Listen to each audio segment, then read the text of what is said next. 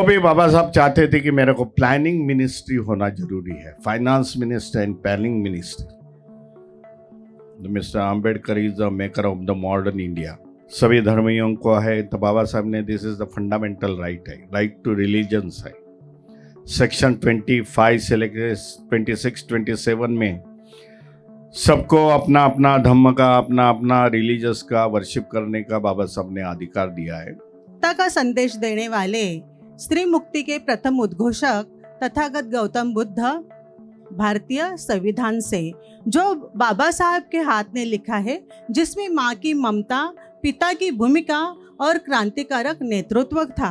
कोई भी राष्ट्र जो है वो राष्ट्र बनने के पहले लोगों में एक विश्वास पैदा होना पड़ता है, और वो विश्वास का बेस जो होता है वही एकमेक के प्रति जो अवधारणा होती है, रिस्पेक्ट की।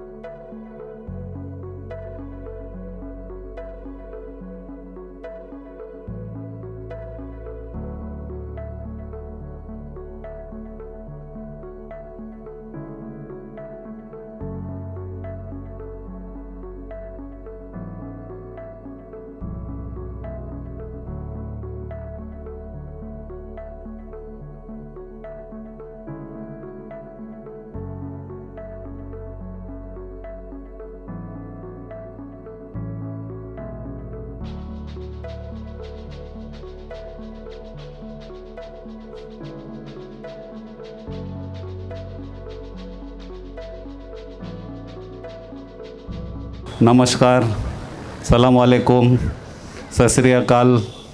A very warm welcome to all our esteemed guests and dignitaries.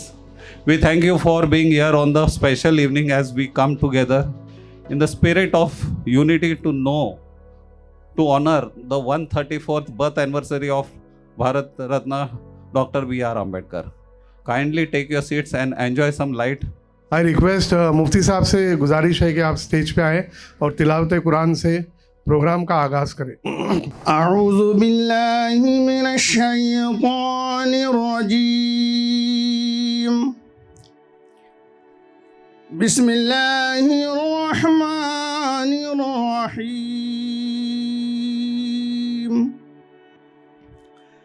अल्लाह के नाम से शुरू जो निहायत मेहरबान रहम वाला है.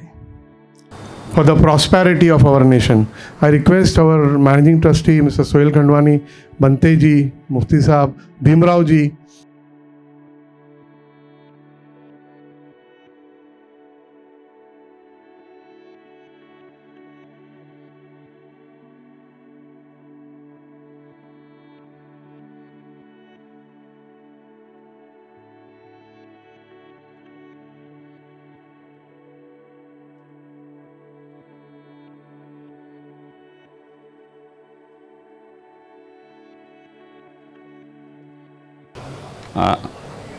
I would like to Mufti Sahib to please come on the stage. I would like to call Harvinder Singh ji to please come on the stage. I would like to call Roy Rego to kindly be on the stage, please. I would like to call Bhante Prashil Ratna to please come on the stage. And from the Jain community, I would like to call Kishore Khavia sir to kindly be on the stage. I am sure that you all must be feeling the bliss, peace, tranquility sitting in this campus. Try to feel it. It is really unique. Whenever we come here, we gather here, we take something from here. So I welcome you all. I welcome Bhimrao ji. I welcome Bante ji. I welcome Mufti Sahab, Kishore bhai, and Harbinder Singh ji, Roy ji, Sharma ji, and all our near and dear friends who are here on this unique occasion. When you're sitting here in the campus of Mahim Dargah, you would feel it is just a dargah. You're sitting here. We have a free cataract operation system also with us. NGOs, various NGOs have tied up with us. We have done mass marriages every year with the help of MCRBA NGO. The president of MCRBA, Farooq Kaladia Sahab, is also here with us this time. We have done job fairs with AMP, then drug awareness program. The list is endless. So just wanted to keep you apprised about what all activities the Dargah do apart from this religious platform. Haji Ali Dargah Trust is registered under with the Charity Commissioner under the provision of Charity Bombay Public Trust Act 1950. Dargah trust में जैसे साबिर भाई ने सब बताया है कि medical aid देते हैं, हम लोग भी देते हैं, हाजी अली दरगाह भी देती है medical aid scholarship to the poor and needy people without any caste, creed and religion. We are running a school in Kutch Bhuj. आपको पता होगा कच्छ भुज में बहुत बड़ा अर्थक्वेक आया था, उसके बाद में सब डिस्ट्रॉय गया था. वहाँ पे हम लोग भी स्कूल भी रन कर रहे हैं without any caste, creed and religion. We have more than 1000 student और स्कूल जो हमारा है वो 12th तक है. और स्कूल में पढ़ना, रहना, लॉजिंग, बोर्डिंग, खाना, everything is free for any caste, without any caste, creed and religion. Hello. Before saying something about today's event, I'd like to quote one quote from Dr. B.R. Ambedkar. I like the religion that teaches liberty, equality, and fraternity. Respected spiritual leaders, distinguished guests, and dear participants from all walks of life and faith. It is my deepest honor and privilege to stand before you today on this momentous occasion, the 134th birth anniversary of Bharat Ratna Dr. B.R. Ambedkar, a visionary whose life and work remain a guiding light for the soul of our nation. We gather here not just to remember a towering figure of history, but to reaffirm our collective commitment to the values he held dear: justice, equality, liberty, and fraternity. The very pillars upon which the modern Republic of India was built. Dr. Ambedkar was not only the chief architect of our constitution, but also a champion of our marginalized, a scholar of highest order, and a revolutionary thinker who dared to challenge centuries of old social justice. Yet beyond the political and legal realms, he was also deeply spiritual. He believed in the power of religion not as a tool of division, but as a source of moral courage and human dignity.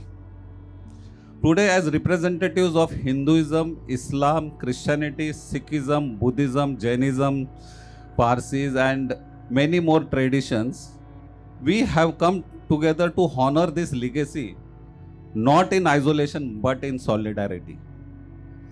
Ambedkar believed that religion must be rooted in ethics, not rituals, in compassion, not control. His teachings urge us to look beyond the walls of that divide us and recognize the oneness of humanity. जय हिंद, जय संविधान, जय Bhim. Viham is the name of the organization which has fountainheaded this event today, of course with the support of Haji Ali Trust Dargah and Maim Trust Dargah. But the idea of Viham is to bring the various communities and religions under one organization. Of course, there are many are working, but this idea is in fountainheaded by Mr. Suhail Khandwani and Bande Prashil around 5 years back. And now this organization has really progressed, and we have come to this point where we are really now celebrating one of the greatest event of this year, Baba Saheb's Jayanti 134th. Every month there is an interfaith meeting here at on the platform of Maim Dargah and Haji Ali Dargah. So people from different faith, they come and they share. Even different profession also, we keep almost every month there's a meeting with the different professionals, doctors, lawyers, you name it, and we teachers, professors, we keep meetings with them just to interact and share thoughts. Now, is the time for felicitation for our guest. I request Mr. Sohail Khandwani Sahab, our managing trustee, the spirit behind the program, the motivating factor behind us to do all this work, Mr. Sohail Khandwani. I think he deserves a big round of applause. Harbinder ji, please.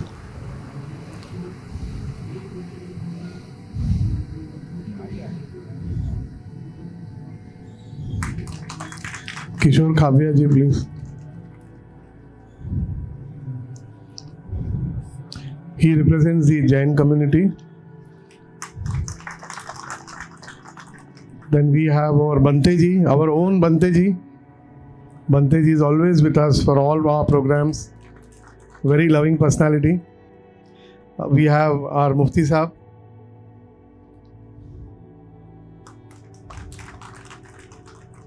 Mr. Roy representing the Christian community.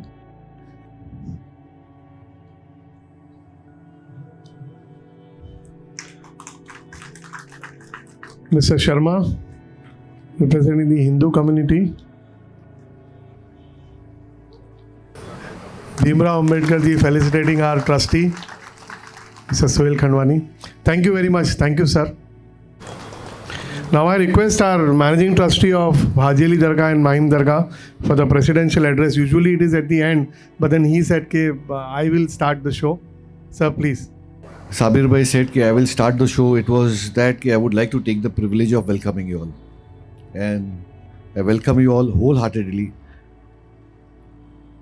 Ambedkar ji इधर बैठे हुए, भंटे जी है, पा जी है, जितने भी लोग यहाँ बैठे हैं, हमारे ऑडियंस बैठे हैं, और ये सब जितने भी डेडिकेटेड ह्यूमैनिटी के प्लेटफॉर्म पे एक ह्यूमन चीज़ जो यहाँ लेके आए, I welcome them because today we are standing here on the platform of humanity. Mahim Dargah, Haji Ali Dargah has always preached, promoted humanity, and I would always say if you want to be or you want to have your religion and faithfully follow it, so you have to first have that humanity in you. Then only you can have your religion well. It's not the other way around that you have to be a good religious person. Rather, you have to be a good human to be a good religious person. Today, we all have gathered here to acknowledge. He has been acknowledged many times, but on this platform, we have got a preamble over here. He is a principal architect of our constitution, a political leader, an educationist pioneer, icon of social justice, equality and humanity. So this is what Baba Saheb Ambedkar ji is. Lot of people will say about him. This was just the gist what I have told about him. And I would not further add because there are so many speakers over here, about 5-7 speakers representing their own religion, and everybody will have good thing, and we are learning from each other every time. Repeat what we say. We the people of India, have solemnly resolved to constitute India into sovereign socialist, secular democratic republic, and to secure to all its citizens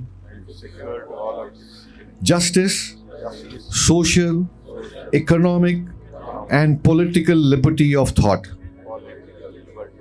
expression, belief, faith and worship, equality of status and of opportunity, and to promote among them all fraternity, assuring the dignity of individual. तो ये कैसा था कि इसमें सबसे बड़ा जो concept जो था, डिसीजन ये था कि भंते प्रशिल रत्ना का ये इनिशिएटिव था और हमारे सोहेल भाई खंडवानी का, दोनों जन का आपस में डिसीजन था कि हमको भी डॉक्टर बाबा साहब अम्बेडकर की जयंती सेलिब्रेट करनी चाहिए. तो भंते जी को पता है कि मैं बहुत सारे इवेंट्स करते रहता हूँ, तो भंते जी ने मुझे जिम्मेदारी दे दी कि आप इसको हैंडल कर लो. तो मैं बताया कि ये इतना बड़ा इतना इवेंट है, तो इसको इसी में न रखते हुए क्यों ना हम पूरे वर्ल्ड को बता दें कि हमने ये इनिशिएटिव लिया है, ताकि बाकी के लोगों को भी पता चले कि भाई मुंबई से जो भी होता है, महाराष्ट्र का ये जो भाग ऐसा है कि यहाँ से रेवोल्यूशन होता है, तो हम भी ये रेवोल्यूशनरी पार्ट हम ले रहे हैं। एंड आप बिलीव, यू शुड बिलीव कि जब मैं इसको सोशल मीडिया में इसको जब मैंने डाला कि ऐसा ऐसा इवेंट है, तो हर एक 100% लोगों का ये था कि बहुत पॉजिटिव दिमाग था, ये था रिप्लाई था कि उन्होंने कुछ प्रोफेसर्स लोगों ने बताया, अभी दे माइट बी वाचिंग, आप पूरे वर्ल्ड में ये वॉच हो रहा है। बाबा साहब के बारे में बोलना मतलब सूरज को दिया दिखाने के समान है। बहुत बहुत काम किया है उन्होंने अपलिफ्टमेंट के लिए, और एक जिसको दुनिया फॉलो करती है, दुनिया के लिए एक मिसाल है, वैसा संविधान उन्होंने पूरे भारत को दिया है। अस्सलामु अलैकुम। अल्हम्दुलिल्लाहि रब्बिल आलमीन वस्सलातु वस्सलामु अला रसूलिहिल करीम। बिस्मिल्लाहिर रहमानिर रहीम। वमा अरसलनाका इल्ला रहमतल लिल आलमीन। तमाम तारीफ़ अल्लाह के लिए जो नहायत मेहरबान रहम वाला है और सारे जहाँ का रब है। अल्लाह के नाम से शुरू जो नहायत मेहरबान रहम वाला है। वमा अरसलनाका इल्ला रहमतल लिल आलमीन।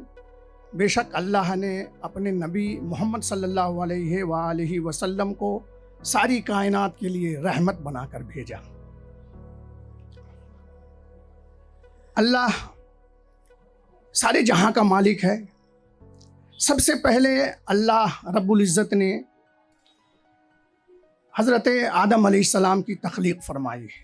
आदम अलैहिस्सलाम और हव्वा अलैहिस्सलाम ये इंसानियत, पूरे इंसानियत के बाप है। आदम अलैहिस्सलाम, हव्वा अलैहिस्सलाम, ये हम सब पूरी इंसानियत जितनी भी आदमी हैं सबके बाप और माँ हैं। इनसे ही इंसानियत की नस्ल चली और ये कायनात बहुत बड़ी है। जैसे जैसे फिर ज़रूरत पड़ती गई, अल्लाह ने अपने पैगंबर को इंसानियत की बका के लिए, इंसानियत की यकताई के लिए, उख़्वत व भाईचारगी के लिए, मोहब्बत उल्फत का दर्स देने के लिए जैसी जैसी ज़रूरत पड़ी, अल्लाह ने अपने पैगंबर रसूल नबी को भेजा। अल्लाह ने कमो बेश 1,24,000 नबी रसूल को इस दुनिया में भेजा। सबसे आखिर नबी जो हमारे नबी हैं, इस्लाम के बानी हज़रत मोहम्मद मुस्तफ़ा सल्लल्लाहु अलैहि वसल्लम को भेजा, सारे जहाँ के लिए रहमत बनाकर। जब मेरे नबी आए उस वक्त भाईचारगी, उख़्वत व भाईचारगी, इत्तेहाद, इत्तफ़ाक़ सब में बहुत कमियां आ गई थी। अल्लाह के प्यारे महबूब जब इस दुनिया में आए, नबी आखिरुज़्ज़मा सल्लल्लाहु अलैहि वसल्लम ने तो उख़्वत व भाईचारगी का दर्स दिया, उल्फत व मोहब्बत का दर्स दिया, और कोई छोटा बड़ा अमीर गरीब हर एक के लिए इज़्ज़त, एहतराम, उसका आदर सब करना सिखाया और बताया। ये बाबा साहब अम्बेडकर जिनकी जयंती पर हम सब हाजिर हैं, ये महान इंसान और एक अजीम शख्सियत जिन्होंने संविधान लिखा। आज से 1400 साल पहले जो मेरे नबी सल्लल्लाहु अलैहि वसल्लम ने भाईचारगी, उख़्वत और यकजहती और तफरीक, कौम व मिल्लत, किसी की भी तफरीक, चाहे वो गरीब हो, अमीर हो, काला हो, गोरा हो, किसी भी मज़हब का हो, किसी पर भी तफरीक करने से मना फरमाया। वही चीज़ आज बाबा साहब अम्बेडकर ये मिसाल है ये कि हमारे बीच इनकी लिखी हुई किताब कि यानी ये जो हमें इन्होंने संस्कार दी है और ये जो संविधान लिखा है, इस पर हम सब फ़ख्र और गर्व करते हैं। आप सबको भी मुझे उम्मीद है फ़ख्र होगा हमारे संविधान पर। ऐसा संविधान पूरी दुनिया में नहीं है। गुड इवनिंग, राम राम, नमस्कार, सलाम अलैकुम, केम छो। बाबा साहब के बारे में ही बोलूँगा। क्योंकि बाबा साहेब को बोलना मतलब जो इंसान की कथनी और करनी में बहुत कम गैप था, बाबा साहब को जानने में मुझे लगता है हमारा एक जन्म भी छोटा पड़ेगा, क्योंकि वो इंसान ने, उनको नहीं लगा तो अपना धर्म भी समय पे चेंज कर दिया और उनके थॉट प्रोसेस में चले गए। तो हम सब बातें बड़ी बड़ी करते हैं, लेकिन हमारे सबके कथनी और करनी में बहुत ज़्यादा फर्क होता है। और मैं ये बात क्यों बोल रहा हूँ, मैं भी जैन समाज से हूँ। अगर बाबा साहब नहीं होते तो आपको मालूम होगा, परसों 16 तारीख को एक हमारा जैन मंदिर पार्ला ईस्ट में था, वो बीएमसी ने तोड़ दिया, बीएमसी ने तोड़ा। अगर बाबा साहब नहीं होते तो आज जैन समाज पार्ला ईस्ट में मोर्चा नहीं निकाल सकता था। तो और बाकी बात सब हमारे धर्मगुरु यहाँ बैठे हैं कि बोलते हैं ना कि संतों के सानिध्य के सिवाय जीवन का कल्याण संभव नहीं है। संत कोई भी संप्रदाय का हो, संतों के सिवाय हम आगे बढ़ नहीं सकते। अभी अभी मैं थोड़ी देर पहले, सोहेल भाई आपको थैंक यू, मैं दरगाह के अंदर जाके आया।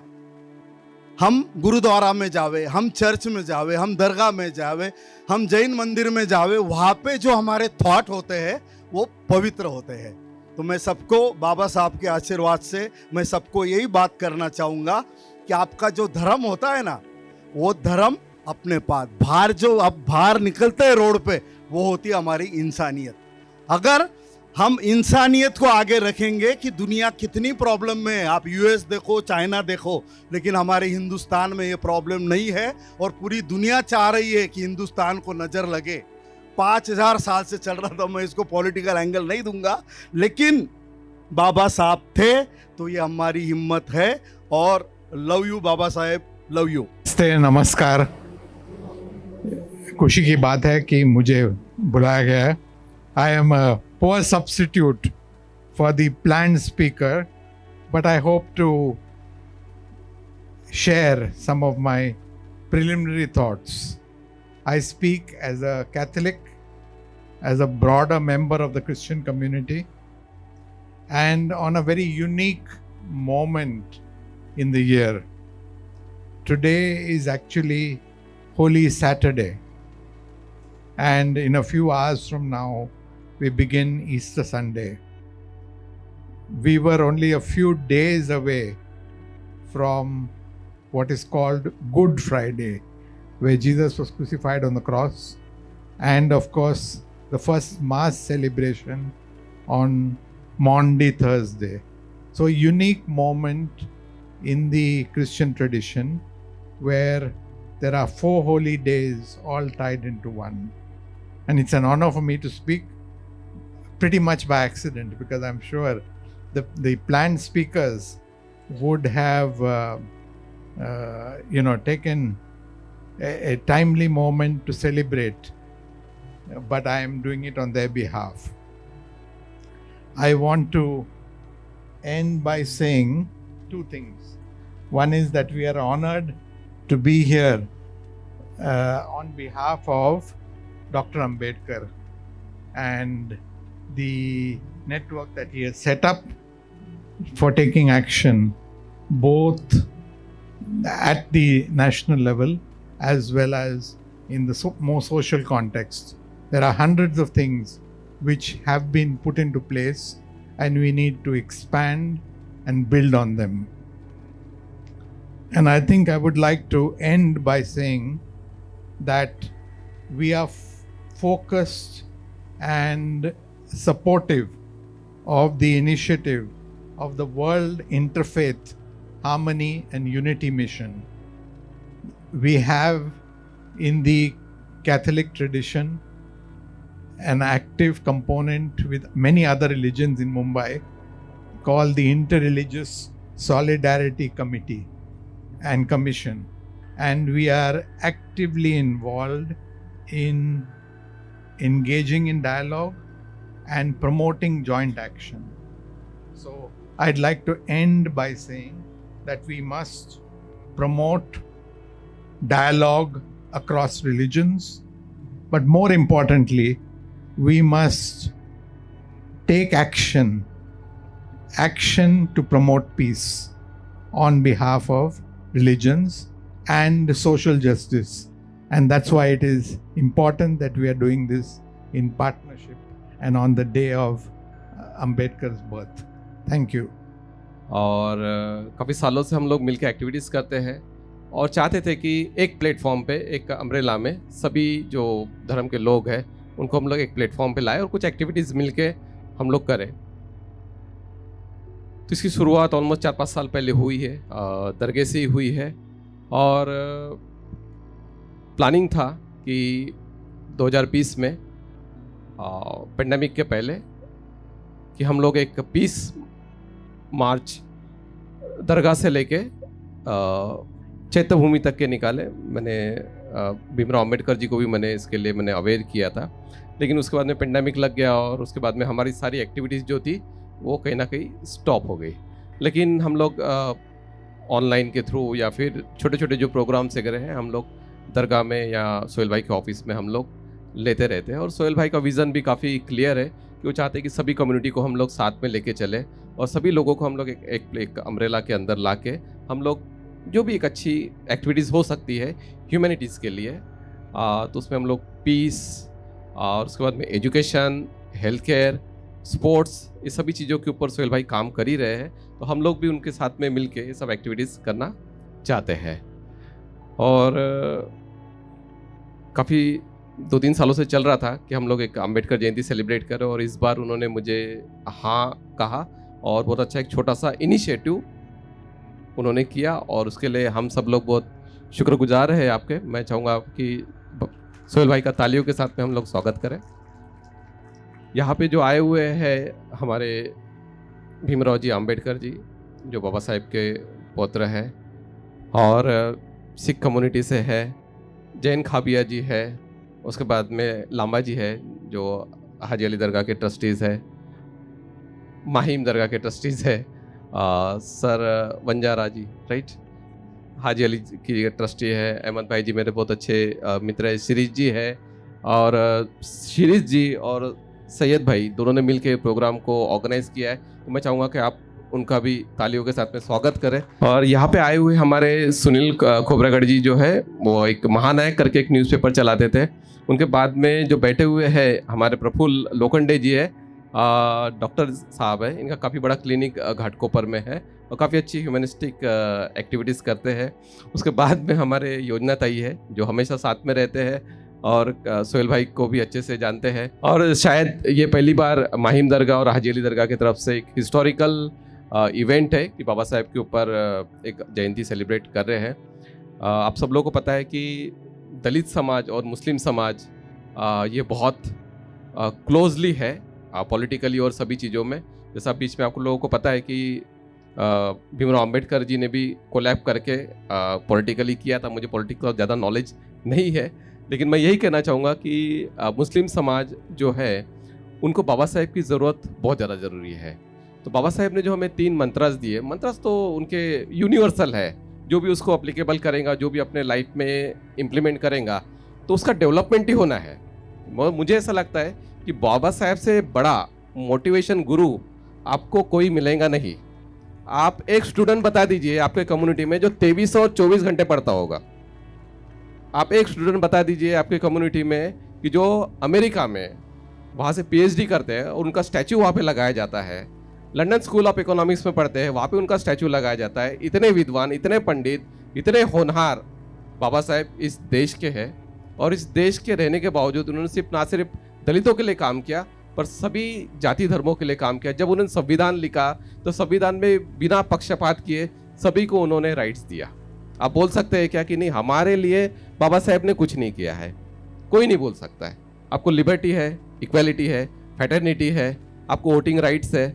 आपके ऊपर अगर कुछ क्राइम होता है तो आपको भी उतना ही जजमेंट मिलेगा जितना मुझे मिलेगा, बरोबर। आप नहीं बोल सकते कि बाबा साहेब ने सिर्फ दलितों के लिए काम किया है। बाबा साहब ने सभी के लिए काम किया है। और मैं चाहूँगा कि अगर सभी समाज को और जो पिछड़ा समाज है खास करके, तो एजुकेशन का इम्पोर्टेंस बाबा साहेब ने सबको दिया हुआ है। और आज भी अगर ये समाज इतना जो आगे बढ़ा हुआ है तो किसी ईश्वर की कृपा नहीं है इसके ऊपर, मैं बता दूं। किसी ईश्वर की कृपा नहीं है, एक बाबा साहेब की कृपा है। और बाबा साहेब ने एक मंत्र दिया है कि आपको पढ़ना है और लड़ना है। अगर ये दो मंत्र भी अगर आप अपने कम्युनिटी में अगर डलवा देते हैं कि आपको पढ़ना है और लड़ना है, बाकी आपको किसी की जरूरत नहीं पड़ेगी। बाबा साहेब एक मात्र इंसान थे कि गांधी के साथ लड़ते थे, जिन्ना के साथ में लड़ते थे, सरदार वल्लभ भाई पटेल के साथ में लड़ते थे। इतने सारे जो नेगेटिव फोर्सेस थे उनके साथ में अकेले लड़ते थे। किस कारण से लड़ते थे? Only because of education. उनके पास में कोई पावर्स नहीं था, but only because of education, वो एजुकेशन के भरोसे पे उन लोगों से लड़ते थे। तो मैं यही चाहूंगा कि अगर आपको लड़ना है, आगे बढ़ना है कोई भी कम्युनिटी को, तो आपको अच्छा एजुकेशन आपको प्राप्त करना पड़ेगा। और बाबा साहेब ने बोला है कि ये जो एजुकेशन है ये किसका? वागिनी का दूध है। तो जो इसको पिएगा वो गुरगुराए बिगर नहीं रहेगा। और आज हम लोग देखते हैं कि जितने भी हमारे यहाँ भी ब्यूरोक्रेट्स है या फिर जो देश चलाते हैं वो सब एजुकेटेड लोग हैं। कोई ऐसा ऐरा गरा नत्थु खरा हम लोग नहीं बैठालते हैं। तो अगर हमें भी अगर समाज को अगर आगे बढ़ाने का है तो हम अपने बच्चों को अच्छा एजुकेशन देवे, हमारे कम्युनिटी के बच्चों को अच्छा एजुकेशन देवे, उनके हेल्थ केयर के लिए काम करें और उनको एक प्रॉपर डायरेक्शन देवे और उनको ये बताए कि आपको बाबा साहेब की तरह बनना है। बाबा साहेब ने सिर्फ अपने लिए काम नहीं किया, अपने परिवार के लिए काम नहीं किया, तो एंटायर कम्युनिटी के लिए काम किया, पूरे देश के लोगों के लिए काम किया। ये फर्क है। कोई इंसान पढ़ता है तो सिर्फ वो सोचता है कि मैं अपने पिताजी को, माताजी को, अपने परिवार को पालूं, यही सोचता है। उसका एजुकेशन का जो लक्ष्य रहता है वो वही रहता है। लेकिन बाबा साहेब का एजुकेशन का लक्ष्य क्या था कि मैं पढ़ूंगा तो मैं बाकी सभी को पढ़ाऊंगा। फर्क रहता है। तो इंटेंशन आपका क्या होना चाहिए कि मुझे बाबा साहेब की तरह बनना है। Respected dignitaries, esteemed community leaders and dear friends, जय भीम सभी को और नमो बुद्धाय। It is both an honor and responsibility to address you today on education, on educate, agitate and organize. The role of religion in social awakening. This is the topic has been given by the organizers today. I'll just speak on 10 minutes on this topic. These three powerful words represent Dr. Babasaheb Ambedkar's vision for liberation, a blueprint not just for political change, but for comprehensive social transformation. A man who rose from oppression to craft our constitution. Ambedkar understood that freedom requires both inner enlightenment and external action. Today, I invite you to explore how this trinity can bridge the spiritual and social, creating a foundation of genuine human dignity and justice in our communities. The profound meaning of Ambedkar's mantra, so three mantras are educate. When Dr. Ambedkar proclaimed educate, agitate and organize, he offered a holistic vision for encompassing that remains revolutionary today. Educate. First mantra is educate. Far beyond literacy, this principle calls for awakening critical consciousness in every person. Education in Ambedkar's vision means questioning inherited assumptions, scrutinizing social structures, and understanding history pattern of oppression. When Babasaheb persuaded doctoral degree from Columbia University and London School of Economics, he understood that knowledge was a weapon against injustice. We may forego material benefits, he said, but we cannot forego our right to education. That is the only avenue to salvation. True education empowers people to read not just words, but the world itself, to recognize that knowledge can either reinforce chain or break them. The second mantra is agitate. This principle calls for steering moral conscience and refusing to accept indigeneity as natural or inevitable. Ambedkar's concept of agitation is not about violence, but about the courage to peacefully reject injustice. That is the mantra. This moral agitation is exemplified in his historical Mahad Satyagraha of 1927, where drinking water from public tank became a powerful statement against untouchability. It represents the calm, persistent questioning of unjust authority and unyielding assertion of one's inherent humanity. The third mantra, organize.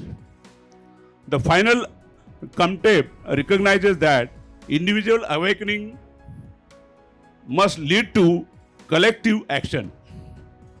Organization means building solidarity, creating durable structures, and understanding that power responds not to isolated voices but to unified demands. Ambedkar demonstrated this through establishing the Independent Labour Party, Scheduled Caste Federation, and the Republic Party of India. He knew that political representation, economic cooperation, and social networks were essential for translating ideas into institutional change.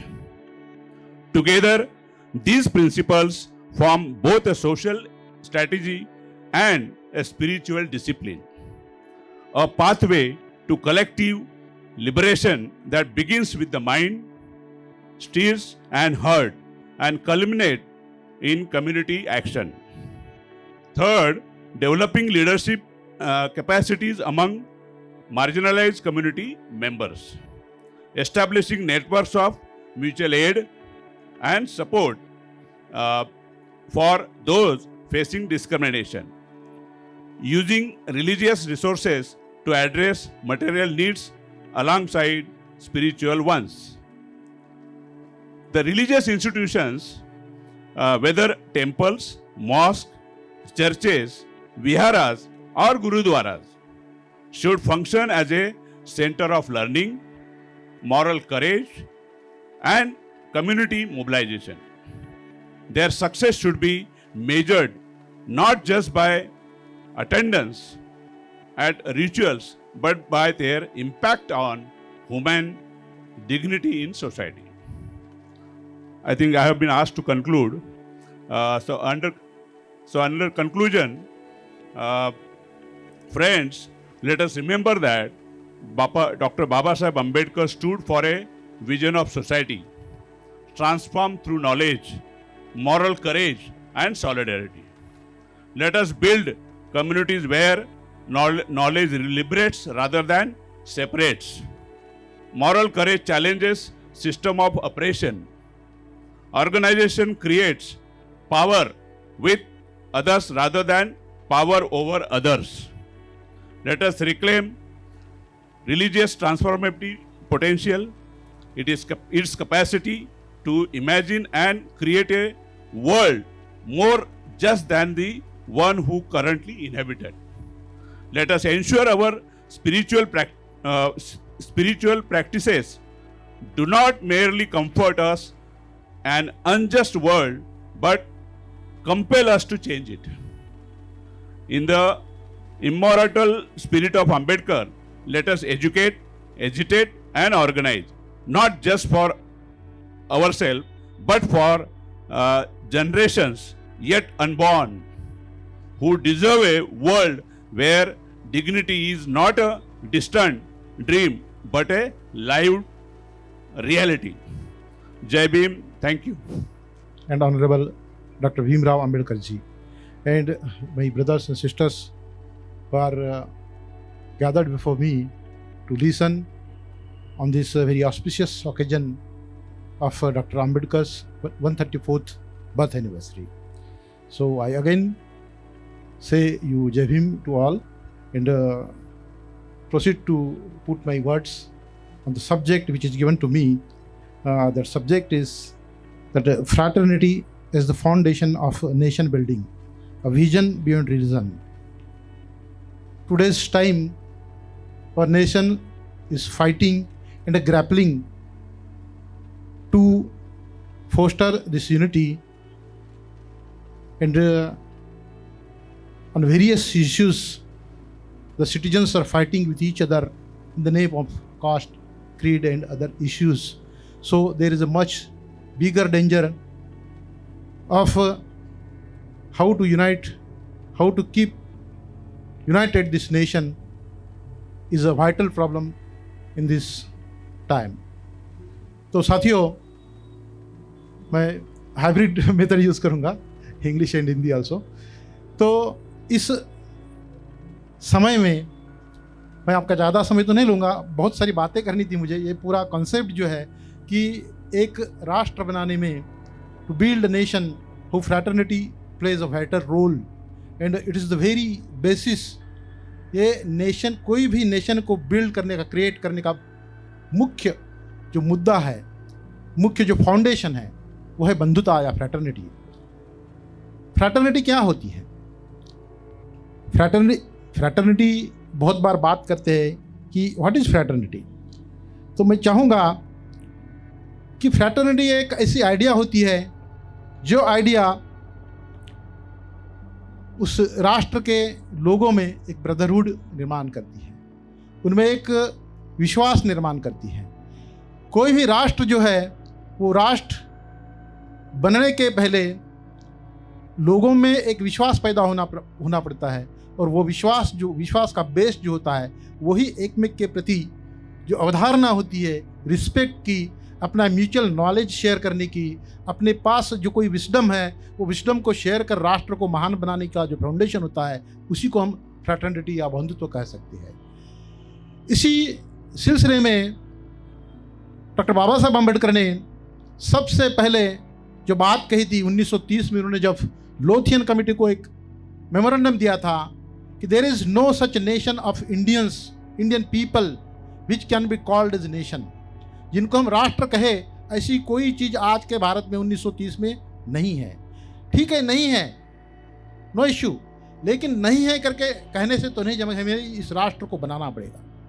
और राष्ट्र को बनाने की पहली जो चीज़ है, basic जो चीज़ है, वो बेसिक चीज़ एक बहुत बड़े वर्ग को सप्रेस करके, एक बहुत बड़े वर्ग को सप्रेस एक दबाकर आप कोई भी राष्ट्र निर्माण नहीं कर सकते। यदि हमें राष्ट्र बनाना है तो हमें हर एक को समान संधि देनी पड़ेगी, हर एक को रिस्पेक्ट करना पड़ेगा, हर एक को एक रिस्पेक्टेबल जो ट्रीटमेंट जो है वो ट्रीटमेंट देनी पड़ेगी, और तभी हम राष्ट्र निर्माण कर सकते हैं। चाहे तो कहे कि राष्ट्र की यह अवधारणा जो है ने मोहम्मद इकबाल जी के जो सारे जहाँ से अच्छा हिंदुस्तान हमारा, उसमें वो कहते हैं हम हमारे राष्ट्र का आधार क्या है?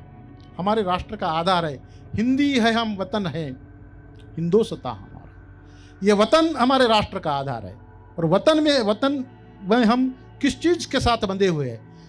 हम किसी भी रिलीजन के हो, किसी भी मत को मानने वाले हो, किसी भी प्रांत में रहने वाले हो, कहीं कोई भी भाषा बोलने वाले हो, लेकिन हम एक में एक से जो जुड़े हैं। सोहेल खानवानी जी, डॉक्टर भीमराव अम्बेडकर जी, हमारे यहाँ साथी जो भी बैठे हैं यहाँ पे, हम किस चीज़ के साथ एक दूसरे के साथ बंधे हुए हैं?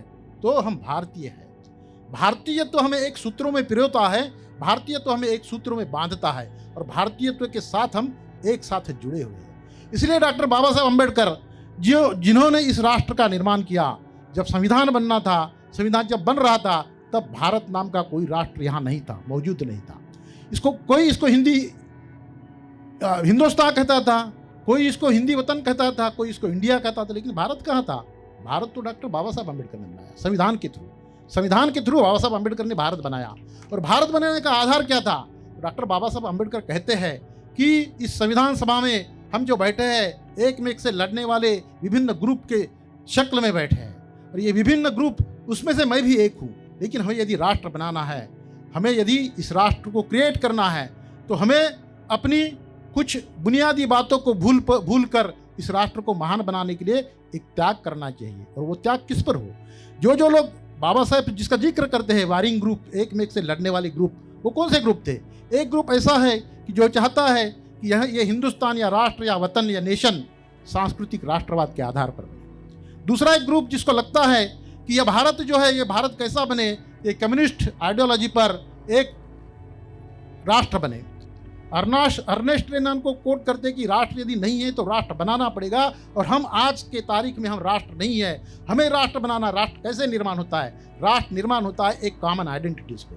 भारत में रहने वाले लोग चाहे किसी भी धर्म के हो, जाति के हो, पंथ के हो, कोई भी भाषा बोलने वाले हो, लेकिन उनके कॉमन आइडेंटिटी है। और कॉमन आइडेंटिटी क्या है उनकी? तो इस भूभाग में, इस भू प्रदेश में वो रहते हैं, एक कॉमन नॉलेज शेयर करते हैं, एक कॉमन बिलीफ शेयर करते हैं, एक कॉमन आगे बढ़ने की सोच, इस देश में रहकर देश को महान बनाने की सोच रखने वाले ये लोग हैं। हम इस देश को यदि महान बनाना है तो हमें आपसी जो रंजिशें हैं, आपसी जो झगड़े हैं, वो झगड़ों को हमें मिटाना होगा। इसलिए वो अर्नेस्ट रेनन को कोट करते हैं, और वो कहते, अर्नेस्ट रेनन क्या कहते हैं कि कोई भी राष्ट्र को यदि महान बनना होगा तो वो महान कैसे बनता है? तो राष्ट्र को महान बनाने के लिए अपनी कॉमन आइडेंटिटीज, अपनी कॉमन कल्चर के साथ लोगों में आपसी सद्भाव का, आपसी रिलेशनशिप का, किनशिप का एक रिलेशन बनाना होगा कि यहाँ पे इस देश में रहने वाला, चाहे कोई भी भाषा बोलने वाला हो, चाहे किसी भी तरह दिखने वाला हो, कैसा भी हो, लेकिन मेरा बंधू है। जीवनाचा सुगंधा परी दरवळावा, जिजुनी स्वतः चंदनाने दुसऱ्यास मधुगंध द्यावा। इसका मतलब है जीवन का उद्देश्य आनंद की तरह महकना चाहिए। चंदन जैसे स्वयं घिसकर दूसरों को मधुर गंध देता है, उसी प्रकार स्वयं का त्याग करके दूसरों के जीवन में आनंद भरने वाले समस्त महामानवों को मैं कोटि कोटि नमन करती हूँ।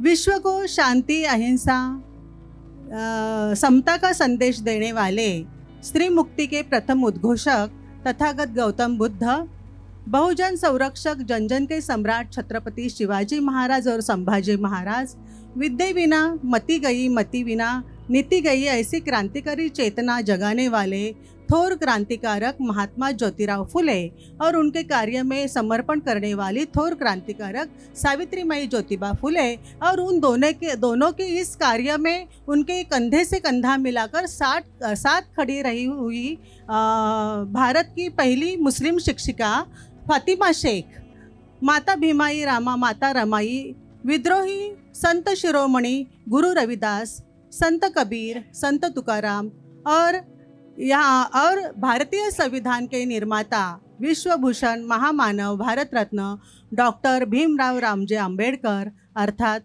डॉक्टर बाबा साहेब आम्बेडकर, इन सबको मैं कोटि कोटि नमन करती हूँ। आज का युग साइंस और टेक्नोलॉजी का युग है, वुमेन एम्पावरमेंट का युग है। हम महिलाएं अब केवल रसोई या संतान के दायरे में सीमित नहीं रही। आज हम इंटरनेट में घोड़े पे सवार हो रही है और आकाश में पायलट ही नहीं बल्कि अंतरिक्ष में वैज्ञानिक भी है। राजकारण, समाजकारण, कला, साहित्य, अभियांत्रिकी, वैद्यकीय, इन सब में हम भ्रमंती कर रहे हैं। अर्थात यह परिवर्तन कैसे हुआ? यह तो परिवर्तन हुआ है भारतीय संविधान से, जो बाबा साहब के हाथ ने लिखा है, जिसमें माँ की ममता, पिता की भूमिका और क्रांतिकारक नेतृत्व था। मेरे लिए यह अत्यंत सम्मान की बात है कि यहाँ मैं खड़ी होकर आज इस ज्ञान और करुणा से भरे हुए सभागृह में खड़ी होकर इस किरदार की, ऐसे विचारक की बात करने जा रही हूँ जिन्होंने केवल संविधान ही नहीं लिखा, लेकिन औरतों के लिए, महिलाओं के लिए समानता का सपना भी उन्होंने दिया है। ऐसा सपना कि एक ऐसा समाज बने कि जहाँ महिलाएं डर और दबाव से मुक्त होकर आगे बढ़े, हर धर्म की महिलाएं समान अधिकार के साथ खड़ी हो। डॉक्टर बाबा साहब अम्बेडकर जी ने कहा था कि मैं ऐसे महिलाओं के संगठन पर विश्वास रखता हूँ जिस समाज में महिलाओं की स्थिति जितनी प्रगति करती है, उसी अनुपात में समाज भी प्रगतिशील होता है। भारतीय संविधान 26 जनवरी 1950 से ही सभी स्त्रियों को धर्म, जाति, वर्ग के भेदभाव से परे समान अधिकार प्रदान किए हैं, जैसे कि equality before the law, special provisions for women and children, equal opportunity in public employment, protection of life and personal liberty. और सबसे महत्वपूर्ण अधिकार हमें संविधान से मिला है वो है राइट टू वोट, मताधिकार। जिस मताधिकार को पाने के लिए ब्रिटेन की महिलाओं ने बहुत संघर्ष किया, उनको बहुत लड़ना पड़ा, लेकिन हमारे संविधान ने हमें बिना मांगे ही हमारे पल्लू में वो मताधिकार डाल दिया। और सबसे बड़ी महत्वपूर्ण देन उनकी है, जो बहुत बड़ा उपकार हम महिलाओं पे डॉक्टर बाबा साहेब अम्बेडकर ने जो किया है वो है Hindu code bill. Hindu code bill के जरिए उन्होंने हमें राइट टू इनहेरिटेंस दिए है, protection from equal guardianship right, right to divorce, right to maintenance, right to adoption, register marriage, right to consent in marriage, right to remarriage, right to intercaste, inter religion marriages. यानी यह Hindu code bill जैसे हिंदू नाम है तो तभी भी यह Hindu code bill Bharat की सभी औरतों के लिए उपयोगी है। आज स्त्रियां उच्च पद पर विराजमान है, इस प्रकार बाबा साहब अखिल भारतीय औरतों के उद्धारक है। अब यहाँ हम स्वतंत्रता की बात कर रहे हैं, लेकिन यह स्वातंत्र्य हमें स्वातंत्र्य पूर्व ज़माने में नहीं था, लेकिन वो मैं अभी सब बताऊंगी नहीं क्योंकि अपने पास टाइम नहीं है। महात्मा फुले जी ने कहा था कि एक पुरुष अगर शिक्षित होता है तो वो अकेला स्वयं शिक्षित होता है, लेकिन अगर एक स्त्री शिक्षित होती है तो पूरी फैमिली, सोसाइटी, पूरा राष्ट्र शिक्षित और विकसित होता है। और इसलिए महात्मा फुले ने ये नींव रखी और डॉक्टर बाबा साहेब अम्बेडकर जी ने संविधान देकर इसे शीर्ष पर पहुंचाया। स्वातंत्र्य, समता, बंधुता, न्याय का संविधान हमें प्राप्त कर दिया। इसलिए उन्होंने कहा है कि education is like a Lions milk, whoever drinks it will surely row or. इस प्रकार से भारतीय संविधान जो है वो उसकी वजह से आज हम महिलाएं अनेक पद पर उच्च विद्या विभूषित होकर आगे बढ़ रही है। हम में से ऐसी सारी महिलाएं हैं जिन्होंने बहुत काम करके अपने काम की वजह से पद्म भूषण, पद्मश्री, राष्ट्रीय पारितोषिक प्राप्त किए हैं। डॉक्टर अंबेडकर जी ने कभी भी धर्म से हम महिलाओं की पहचान छोड़ने की बात नहीं की है। उन्होंने बस इतना ही कहा कि हर धर्म के भीतर नारी शक्ति को सम्मान मिले, शब्द में ही नहीं काम में भी। अपने धर्म का सम्मान तभी पूरा होता है जब हम महिलाओं का भी समान रूप से सम्मान करें। उनकी इस विरासत को केवल भाषणों से नहीं बल्कि समावेशी आचरण, कानून की रक्षा और आपसी सहयोग से हम आगे बढ़ाएंगे, क्योंकि जब महिलाएं उठती है तब मानवता उठती है, और जब सभी धर्म और समानता साथ चले तो भारत सचमुच नया जन्म लेता है, क्योंकि हम सबसे पहले और अंत में भारतीय है। जय भीम, जय संविधान। डॉक्टर बाबा साहेब अम्बेडकर की 134वीं जयंती पर उनको मैं अभिवादन करता हूँ। आप सभी लोगों को हार्दिक हार्दिक बधाई देता हूँ। मैं थैंक्स बोलना चाहता हूँ सुनील खंडेलवाल जी को, खंडवानी जी को, भंते जी को, जिन्होंने ये नोवेल प्रोजेक्ट आज पेश किया। सभी धर्म के अपने प्रेस को डॉक्टर बाबा साहेब अम्बेडकर के क्या जानते हैं, क्या सोचते हैं, बाबा साहब ने हमारे लिए क्या किया, एक प्लेटफॉर्म तैयार कर दिया। इसके लिए खंडवानी साहब को मैं बधाई देना चाहता हूँ। बाबा साहब को एक समाज के लिए काम नहीं किया। पहली बात, बाबा साहब की जीवनी देखी जाए 1940 तक बाबा साहब ने दलितों के लिए, वंचितों के लिए, शेड्यूल कास्ट, शेड्यूल ट्राइब समाज के लिए काम किया है, उनके उन्नति के लिए काम किया है। और बाद में बाबा साहब का वर्क देखा जाए और देश के लिए काम किया है। संविधान निर्माण, एम्ब्रासमेंट ऑफ बुद्धिज्म, ये बाबा साहब के दो पहलू है। इसके बावजूद बाबा साहब ने देश के लिए किया है कि हमारे बाबा साहब को जानने वाले, बाबा साहब पर काफ़ी बोलने वाले वो नहीं जानते, लेकिन हम लोगों ने प्रयास किया है अभी कि बाबा साहब ने इस देश के लिए क्या क्या किया है ये लोगों को जानना चाहिए। जो अभी बात रखी सभी धर्मियों को है, तो बाबा साहब ने this is the fundamental right है, राइट टू रिलीजन्स है। सेक्शन 25 से लेकर 26 27 में सबको अपना अपना धर्म का, अपना अपना रिलीजियस का वर्शिप करने का बाबा साहब ने अधिकार दिया है। उसी कारण हम लोग इस देश में सेफ है, minority is a safe in this country. इसके बावजूद बाबा साहब ने देश के लिए क्या किया है, जब लोग जानते हैं तब लोग बोलते हैं कि really mister Ambedkar is the maker of the modern India. लेकिन जानना चाहिए, लोगों को बताना चाहिए भाभी, संविधान तो है ही, संविधान के माध्यम से और बाबा साहब ने क्या किया है। जो बाबा साहब की चेंज हो गई 1942 में, वो रॉइस काउंसिल के मिनिस्टर बन गए, तब बाबा साहब ने ज्यादा से ज्यादा काम किया इस देश में। महिलाओं का मैटरनिटी लीव है, उसमें 12 घंटे काम करते थे कामगार, हमारा वर्कर काम करता था, वो 8 घंटे ला दिया। प्रोविडेंट फंड है, बोनस है, ये सब बाबा साहब की देन है। रिजर्व बैंक है 1935 में, जब बाबा साहब ने थेसिस, यहाँ बैरिस्टर बन गए, जब थेसिस दे दिया, उसे प्रॉब्लम ऑफ रूपी में रिजर्व बैंक बेस है, मैं समझता हूँ 1935 में।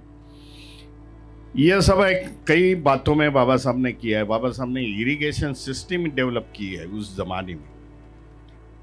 बाबा साहब have a 4 portfolio at that time in 1942। Mining था, इरिगेशन था, ग्रिड था, electricity, distribution of the electricity. आज भी हम पढ़ते हैं तो हम ताजुब होते हैं भाई कि इलेक्ट्रिसिटी ग्रिड का डिस्ट्रीब्यूशन बाबा साहब ने उस जमाने में कैसा किया हो। और ये सभी बातें हैं बाबा साहब ने लिखित स्वरूप से सरकार को दी है, उस समय के प्राइम मिनिस्टर को दी है, मिनिस्टर को दी है।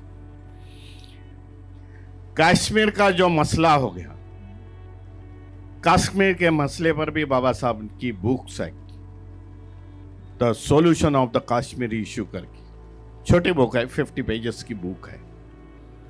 He has written everything but it is not implemented. Kashmir में जब पाकिस्तान ने एक्वायर किया Kashmir, that is the Pak occupied by Kashmir, तब Baba Sahab was a law minister. Baba Sahab ने सरदार वल्लभ भाई पटेल जी को बताया, he was the home minister that time and defence minister, बताया कि मार रेजिमेंट को उधर भेज दो।